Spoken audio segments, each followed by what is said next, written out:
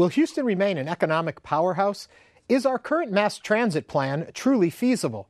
And as our city's population doubles, will there be enough social services for all? Bottom line, is Houston ready for the future? I'm Ernie Manous, and this is Houston 8.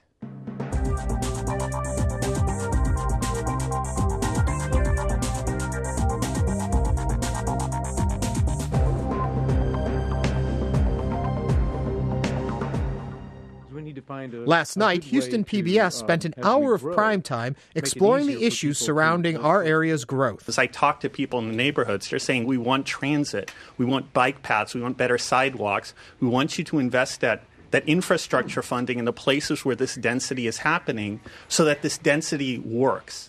Community leaders, activists, and everyday people voiced their opinions and concerns on issues ranging from zoning and transportation to housing and development and everything in between. Houston is competing with other regions, not just Chicago or San Francisco or Austin, but we're also competing with global markets around the world. And so what's going to make us competitive for the future? What's going to make us the kind of region that our kids will want to stay here and they'll want to keep our grandkids here? What do we need to do to compete?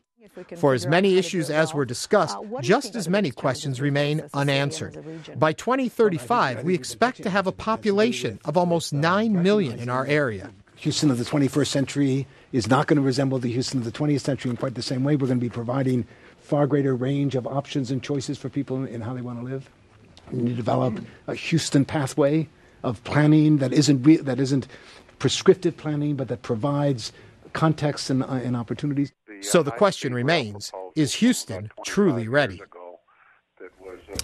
To help us with this discussion are Joshua Sanders, Executive Director of Houstonians for Responsible Growth, Gonzalo Camacho with Camacho and Associates, and Dr. Peter Bishop, Associate Professor of Strategic Foresight from the University of Houston. Welcome, gentlemen. Glad to be here. The first thing we're starting off with, and I'm going to put this right with you, Dr. Bishop, is we talk about the growth that's going to happen in this region. How do we know that's going to happen here in Houston? How do we know that this city is on an upswing?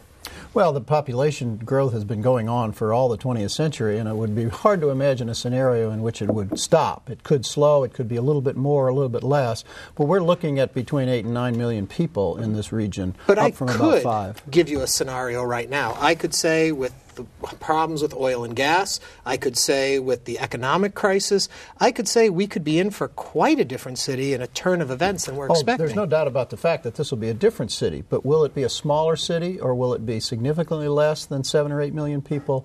Even an economic downturn. The cities that are suffering today in the economic crisis, New York and Detroit, whatever, they're not particularly losing population. They're not growing as fast as they were, but there's a lot of people here, and they'll be here in the year 2030. Mr. Sanders, then when we look at this and we talk about development and what we're going to have as our city in the future, if it's and I hate to jump and put words in people's mouths, but if it's a poorer city, does that change what you folks are doing as developers? A poorer city, I think we need to take a look at, as Houston grows, there's a variety of different reasons why that's happening, and a lot of it has to do with the environment in which we attract business. And with dealing with development, Houston does a very good job of providing affordable rents, affordable uses of land, so that way businesses and entrepreneurs can come here and can start out into the marketplace at a cheaper cost. So actually a lot of our economy is driven from the small businessman, and Houston does a great job of accommodating that type of growth. Mr. Camacho, from the stuff that you've looked at, from the stuff you understand going on, is this all going to happen? Are we going to be a stronger city attracting new people with almost in a sense new industry, new ideas, or are we going to be stuck in the past, and what keeps us from being there? Well, I think as I travel around the world and I look at things in comparison to other places, we have to admit that Houston has the best medical center and NASA and those elements that nobody else in the world has.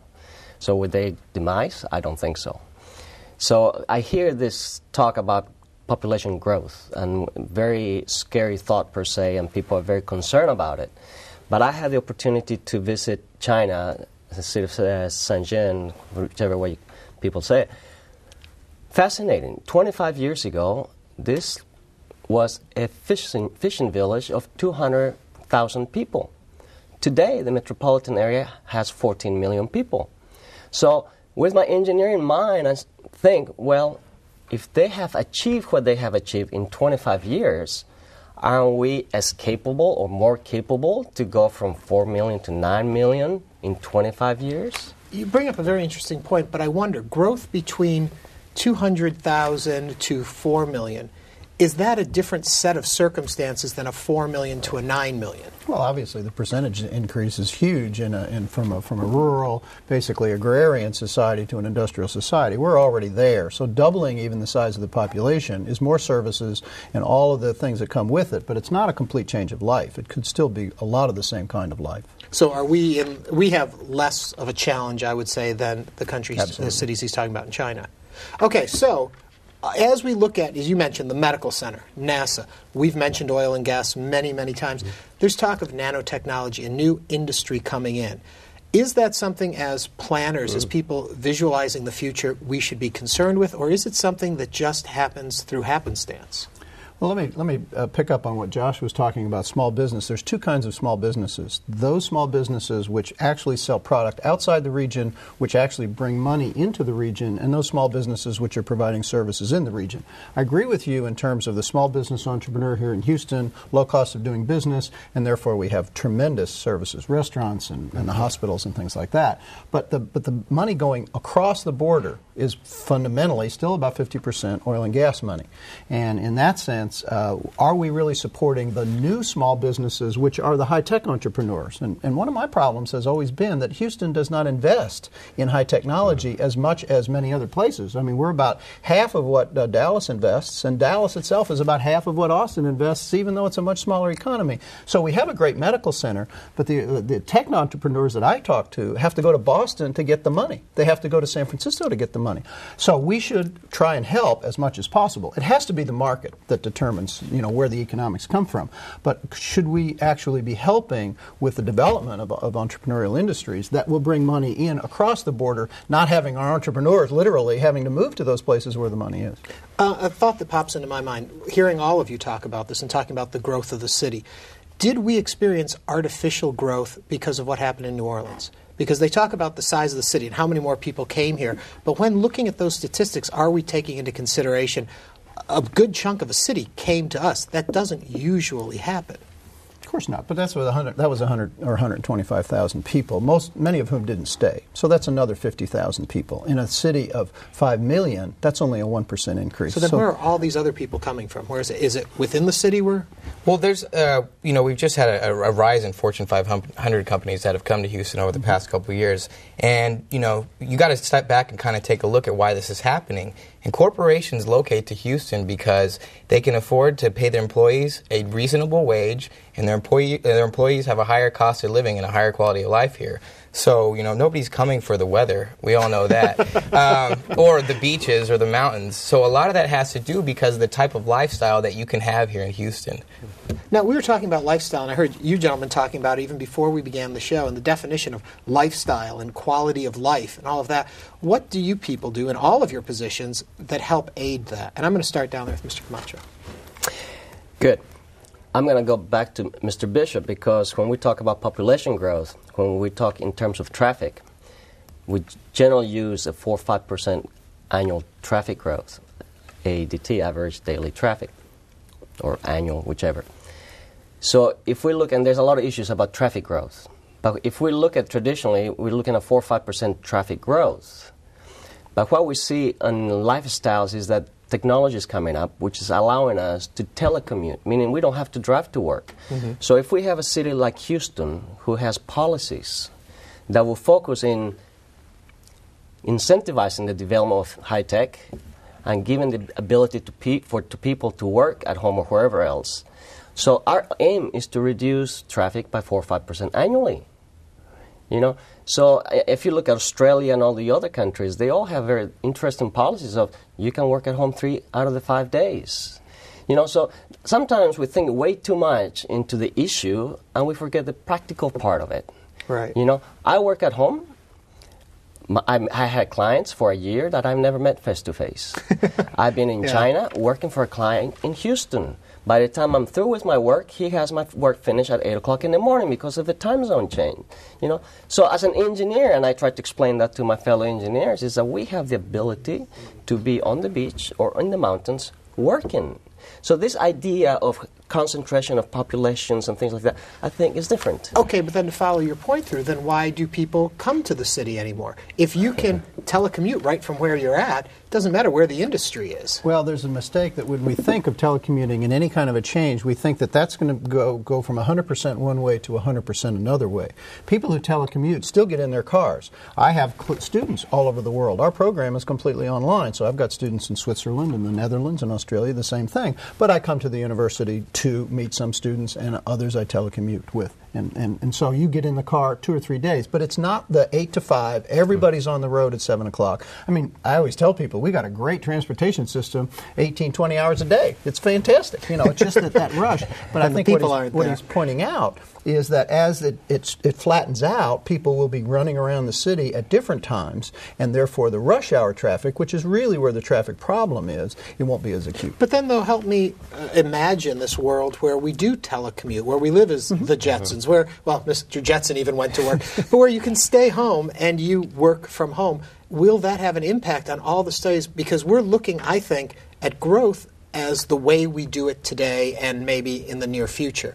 But if down the road it is done telecommuting-wise, then isn't that going to change our whole projections of what's going to happen? Well, I don't think so, because like Mr. Bishop said over here, that people are still going to get out of their homes. They're still going to want to go, experience. But you don't need to relocate to another area. You can leave your home and shop and live in your area, even if your company is in New York City but you live in Houston. Do you still have to commute there? There's a really strange thing that's happened, nevertheless, that proximity and being close to people like you, we thought that was going to go away when the Internet came along, but Wall Street is still Wall Street, and oil is still in Houston. A lot of the corporate headquarters that Josh talked about are coming because they're consolidations of corporate headquarters in the oil and gas industry, and the film industry is still in Los Angeles. So there's a proximity factor that even the Internet's not going to take away. So people. But can you say that with the Internet as new as it still is, considering in the history of mankind we're 20 years, 30 years into the Internet? Well, you're asking a futurist who's good at doing scenarios. There you go. I will say I doubt that because it's not all the Internet and it's not all face-to-face. It used to be all face-to-face because we had nothing but, say, the telephone. Now we have the telephone, we have the Internet, and we have face-to-face. This conversation would be very hard to conduct on the Internet. But I can conduct other conversations for class or for work as an engineering task on the Internet, but still face-to-face is important. But see, I would almost argue, not to make this about this point, but if you watch a CNN and they have all of their guests are on monitors, nobody's in the studios anymore. If I had their technology, I would do a class like that too. But see, so it can be done, and as that technology becomes more available, aren't we talking about different migratory patterns of the human species? There's no doubt about the fact that the companies that base themselves in Houston will have employees throughout the world. No doubt about that. But there will still be a core of people. So it's both. It's not one or the other. It's okay, both. So I will settle that these growth numbers we can live with. My so. other question, though, when we hear these numbers, and as to the layman outside of all this, are these huge numbers? When you say that Houston, or anyone says Houston's going to be at 9 million by 2035, is that exceptional growth, or is that growth other cities will be experiencing too? Well, if I had to take this one, I think we need to really take a step back and embrace what this growth is coming now. A lot of cities in California are losing people right now, and we're experiencing this growth, and we need to see what comes along with this growth. That's added tax revenue. That's more services for our citizens of Houston. That's better amenities for us. So I think we need to tread lightly when trying to accommodate the growth, but be very acceptful of it at the same time. Let me talk about the numbers. The U.S. population grows about 1% per year. The Houston population has grown in the first half of this decade about 2.5% per year. And if we forecast that out to 2030, 2040, that's where we get that number. But then that takes me back to the Katrina people. Is that in that 2.5%, or is that still negligible? 50,000 is not a big number in the size of the Houston population. So can we accommodate 2.5% growth per year? Yes, provided that growth happens gradually. Now, if growth happens, if there should be a sudden jump ahead or a sudden decline, as we've had in Houston in '86 and with the oil problems, then we might have serious. It's the dislocation of rapid change. It's not just the accumulation of small changes. We're pretty good at that. We can adapt and we can grow and we can build freeways and water systems as long as we're willing to pay for them. But it's that sudden leap ahead or the sudden fall from behind that could cause bigger problems. Okay, you bring up, in that answer, you bring up transportation. I want to go to Mr. Camacho about this. I-45, a lot of people talking about what do you do? You had an idea that a lot of people were caught off guard by. Talk a little bit about what you project for that area. Caught off guard because they're not familiar with infrastructure that's going on in Europe. Caught off guard because it's different. But the reality of it is that we have to adapt. And let them know what that uniqueness is. Yes, and when the downtown management district and those folks, they say, we want something more beautiful than the traditional expansion of highways. They set a challenge to me and says, well, if it's beautiful for you, if it's good for you, then it's good for the rest of the area. And I just called directly to Europe to one of these tunnel engineers and says, can you put the highway underground? And he says, sure, no problem. So put I-45 underground as a tunnel. Yeah. The first thing that I think is popping to a lot of our viewers' minds right now is we're below sea level. We're a city that floods terribly. Kuala Lumpur has done it, and they're a coastal city. Let me ask you, the thing that popped into my mind is called the Big Dig. Boston thought they could do it, and that was a huge project. There's a lot of, and that's the issue when the media we're talking about, we don't tend to educate the public properly.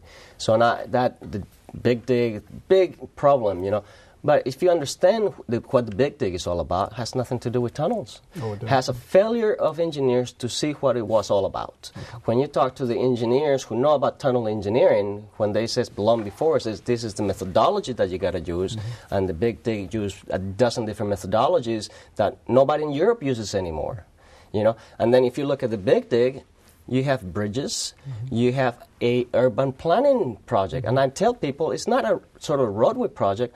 The Big Dig had provided downtown Boston with 300 acres of green space downtown. Okay, so when we talk about money, and I know the projection was 2.8 billion, went up to 15 billion, but we have to get beyond those numbers. We have to talk about quality of life. When people says, well, the tunnel is too expensive, I did the analysis. I published a paper by American Society of Civil Engineers. Okay, what is too much?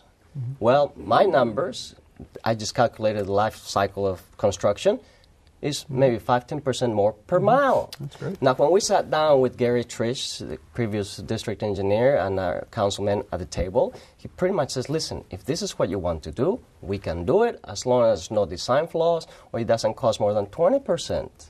Okay, well, my first question then there, design flaws. Those are flaws. They aren't expected. What happens? I mean, we're talking about then the ventilation system and pump systems and all of that, and power goes out, and what do you do? And you're talking about it as a multi-use area, too. How do you get a city comfortable with all of this? As an engineer, we have to design systems for redundancy and to work. This is nothing new. It's been done all over the world. Okay? So, I mean, all of that stuff that you have mentioned has been done, is proven, and it works. The beautiful thing is when I design a highway, an open highway, I don't design the highway for evacuation purposes or terrorist activities, things like that. When I design a tunnel, not that I do, but when they design a tunnel, all of those things go into the design. So what do we have at the end is a much better system that the design has already taken in consideration catastrophes, bombs, evacuations, things that Houston had to learn, overnight. Right. When Rita came about. Okay, let me continue go off into more transit stuff too. Also, talking about building a tunnel, we can't even agree on where we're going to put light rail in this city. How do you? I mean, first of all, let's talk about the Richmond rail and a little bit about. As I understood it, originally we were going from the Galleria to University of Houston. Well, now we got converted around. We're not really going to the Galleria, and we're not quite going to the University of Houston and people and project and all of that. How are we going to move forward as a city if this keeps coming up? I think that just is a testament to how complex this issue is, and we really need to make sure that if we're going to go ahead and make an investment that large of a scale, that this really needs to be carefully examined. And along with the new infrastructure of the rail, we also need to make sure we're respectful of the landowners and the property owners that are along these rail lines and the implementation of how the rail is coming in. With the implementation of the main line, there were a couple problems with businesses being affected by the rail and its construction. And so as we go forward and we're expanding on our transit options, we need to make sure that we tread lightly and we respect everybody along these lines. Dr. Bishop, how do you do this? Well, how do you do it? Everybody does it. I mean, that discussion was not at all unusual in the history of urban planning. It's multiple interests. It's people with interest to keep things the way they are. I want my front yard to stay the same. It's people with interest to promote change. We need more mobility across that line. And we're a democracy. We don't just make a decision by one person or one small group. We allow everybody into the discussion we're having right here. So I was not that was not a problem. That's the way our society works. And so the little crooks in the road is the price we pay for not having basically a dictatorship or some kind of a small group of people making all the decisions. It's good enough, and we preserve this respect that Josh is talking about, the problem of running over people with any kind of a plan or any kind of a system. Now, last night we talked about, for an hour on prime time, about our growth and if we're ready. Today we spent another half hour. Are we missing the point anywhere? Are we missing the questions that need to be talked about? And any of you, Mr. Camacho? I think so. I am a transportation engineer. I think of myself as an expert in that, not because I just study it and live in Houston, because I went around the world and talked to a lot of engineers doing things. So they teach me of their experiences. But I think where we're failing huge is the education system. Okay? So when we talk about the future and we talk about roads and all these theories and urbanism, fine and dandy, but we are so oblivious to the most significant part of the city. Is new generations, our education system. HISD, 200,000 students. Expected graduation rate, 30-something%. About 60% of the students will never graduate. Now, am I surprised that 80% of the prison population have never graduated from high school? You know, and it's quite fascinating because when I looked at this, and I get sort of a bit annoyed about it, but, you know, we have to confront the reality, because if we're talking about the future, we got to look at the new generations. Because Okay. we're running short on time, I'm going to stop you right there and go to Dr. Bishop and say, when looking then to the future, and we're talking about this, is this something that should be a red flag to us? The education system? Yeah. Well, of course. I mean, quality of life is also quality of mind. It's your ability to have not only a prosperous life, but a life that's interesting and full of different kinds of things. And educated people have the ability to read, and to have different kinds of experiences. So I agree 100% that our education system in this country, particularly urban education, is a huge hole. Not to say that people like the superintendent are not trying to do the absolutely best they can. And what I like to tell people is, if you want to criticize the education system, go on into a 7th grade classroom for about 45 minutes. And I'll tell you what will happen. They'll eat your lunch. This is a really technical skill. And I don't think teachers get the respect for how hard that job is and how much we need to support them. Mr. Sanders, let me ask you then. We watch on the news and we see all the time the crumbling infrastructure of America. And yet we're talking about all this growth we need to do. Do we have the money? Do we have the people? Can we improve all of our civil services? Can we improve these social services that are out there for people? You make a great point, and you really highlight the Houston model. And Houston, throughout its history, has always done an incredible job of laying infrastructure and accommodating growth, consumer demand. So as we go forward, and obviously with our current economic crisis, we need to find different funding mechanisms to be able to accommodate this growth, to put the infrastructure in place. Because just like he's talking about with education and children, that's the foundation of our city, our infrastructure, our roadways, our transit systems. This is how we all function as a society and interact with each other. So we really need to not be weary of the growth. Like I said, we really need to try to lay as strong as a foundation as we possibly can. I've got about 30 seconds left, so I'm going to throw out a horrible question that's not going to give you any time to answer. Isn't zoning and deed restrictions basically the same thing? Well, we don't have zoning as an overall map, but what we do have are deed restrictions. So in essence, we have neighborhoods that technically zone themselves, which allows for each different person to achieve their own quality of life and a variety more of choices, which normally wouldn't be provided by a system with zoning. Dr. Bishop, I'll let you have the last word. The problem with deed restrictions is that nobody gets to vote on it, and they're laid down, and the people who buy homes in there have to live with them, but they had no way of changing them and no rights involved. But I agree with Josh that deed restrictions do part of the job, probably doesn't do all the job. Well, that's all the job we're going to do. We are out of time, gentlemen. Thank you very much. Each week, we invite you to visit our home online at HoustonPBS.org. Simply click on the Houston 8 banner, and it will take you to our online home. There you can find out more about this week's guests, learn additional information about the topic, and read comments from other viewers. If you log in or sign up, you will also be able to contribute to the conversation by, how about adding to our blog, or commenting about the show, or joining our live online chat. You can also share your ideas for future shows. Remember, information you post on our website may be used on air, so keep that in mind when submitting. So visit us at HoustonPBS.org, click on the Houston 8 banner, and have a look around. Another feature we're premiering here on Houston 8 gives us an opportunity to see the world through your eyes. It's said a picture is worth 1,000 words, and we would like for you to share with us a visual essay, a picture of how you see Houston. Simply take a photo of our city the way you see it. Then visit our online site and upload the photo. Add your name, location, and a title. Each week we'll pick one image to share with our viewers right here in the Houston Portrait. This week's photo comes from Michael in Eastwood and is a look out from the old Janko Food Warehouse, part of a series of photos he calls Kinetic Decay. This image, along with many others, are on display on our website, so take a look and see if these pictures don't inspire you to submit your own Houston portrait. And that is our show for this week. I'm Ernie Manous. We'll be back next Friday at 8 p.m. right here on Channel 8 with another episode of Houston 8. Have a good night.